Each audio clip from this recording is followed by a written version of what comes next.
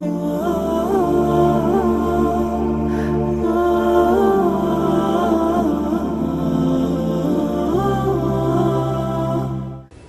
کہا جاتا ہے کہ سود کو بڑھاوا دینے میں یا یہ سودی کاروبار کو آگے لانے میں قوم یہود کا بہت بڑا عمل دخل ہے، کتنی سچائی ہے اس میں شیخ؟ بہت سچی بات ہے، بہت سچی بات ہے۔ عہد نبوت کو دیکھیے یا آج دیکھیے، عہد نبوت میں بھی سودی نظام کو چلانے والے یہودی تھے، اور موجودہ دنیا میں بھی سودی نظام کو چلانے والے یہودی ہیں۔ بالکل اس وقت سودی نظام میں جکڑی ہوئی دنیا، اور اس سودی نظام میں دنیا کو جکڑنے والے جو ہاتھ ہیں وہ یہودی ہاتھ ہیں۔ بے شک۔ جی ہاں، اور اس کی سب سے بڑی شہادت قرآن مجید کی شہادت، قرآن مجید نے قوم یہود سے کہا اکلون للسحت، کہ یہ بہت زیادہ سود کھانے والے لوگ ہیں، بہت بڑی سود خور قوم ہے۔ پیارے نبی صلی اللہ علیہ وسلم مدینہ ہجرت کر کے آئے تو مدینہ میں یہودی رہتے تھے، اور یہودیوں نے مدینے کے لوگوں کو سود پر رقم دے رکھی تھی، اور لوگوں کو غلام بنا رکھا تھا، لوگوں کا خون پسینہ چوس رہے تھے۔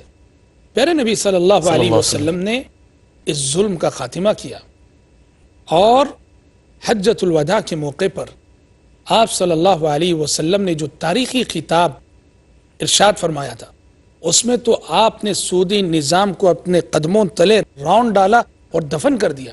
چنانچہ آپ نے حجۃ الوداع کے اس تاریخی خطاب میں صحابہ سے مخاطب ہو کے فرمایا تھا، جو کہ ساری انسانیت سے خطاب تھا۔ دراصل آپ نے فرمایا تھا کہ وَرِبَ الْجَاهِلِيَّةِ مَوْضُوعٌ تَحْتَ قَدَمِي، کہ جاہلیت کے جتنے سودی معاملات ہیں وہ سارے کے سارے آج میں اپنے قدموں تلے رگڑ رہا ہوں۔ مطلب یہ کہ آج کے بعد کوئی سودی لین دین، کوئی سودی معاملہ نہیں ہونا چاہیے۔ بالکل۔ اور آپ نے نہ صرف ایک نظریاتی طور پہ تعلیم دی، عملی اقدام بھی کیا۔ بالکل۔ چنانچہ آپ نے کہا وَأَوَّلُ رِبًا أَضَعُهُ رِبَ الْعَبَّاسِ بْنِ عبد المطلب، نبی کریم صلی اللہ علیہ وسلم کے چچا حضرت عباس جی بہت ساروں کو سود پہ انہوں نے رقم دے رکھی تھی۔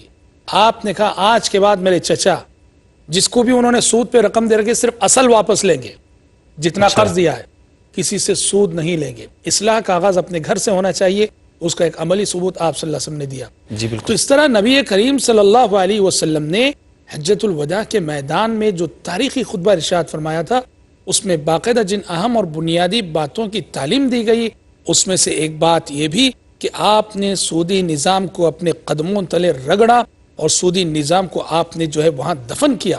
بالکل۔ تو یہودی آج بھی آپ دیکھیں گے کہ دنیا میں جو بینکوں کا سسٹم ہے اور دنیا جس طرح سے سودی نظام میں جکڑی ہوئی ہے، ان سب کے پیچھے یہودی ذہن کار فرما ہے، یہودی سوچ کار فرما ہے، یہودی فکر کار فرما ہے، یہودی پلاننگ کار فرما ہے، اور یہ وہ حقیقت ہے جس کو سبھی لوگ جانتے ہیں اور مانتے ہیں۔